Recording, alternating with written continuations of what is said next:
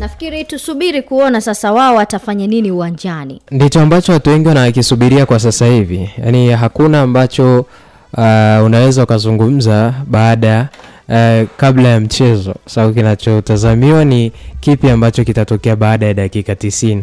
Ndicho ambacho kimebeba matokeo sahihi ama ya uhalisia wa kipi ambacho Simba walikuwa wamejipanga nacho na matarajio yao ni ya wameafikia kwenye yale ambayo walikuwa wamejiwekea kwamba pengine mchezo wa kwanza tulipoteza.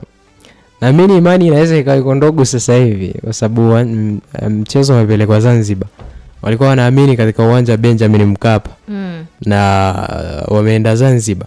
Lakini bado imani itakuwa kubwa vile vile kwa upande wa wachezaji. Wao wanaamini kwamba wana uwezo wa kushinda. Hasa dakika tutasubiria hayo magoli watayafunga vipi? Watayafunga kwa kucheza na wana uwezo wa kushinda.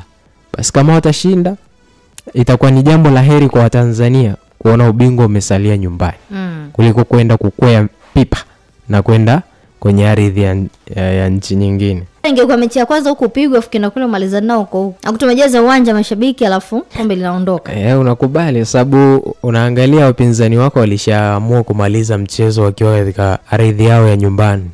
Sasa ulifanya makosa ya kuruhusu. Unajua magoli mawili ni idadi kubwa. Yes. Licha ya kwamba watu wanaona kwamba ni magoli mawili tu. Hizo nafasi zitakuja, nyenye mtatengeneza nafasi ngapi ili kukava hayo magoli mawili. Yaani issue ni namna ambavyo Simba anavyoenda kwenye huu mchezo. Ana uwezo wa kukava akapata magoli kuanzia mawili na kuendelea. Kama ana uwezo wa kupata magoli mawili na kuendelea, maana yake advantage ya kuwa bingwa itakuwa ni kubwa kwake.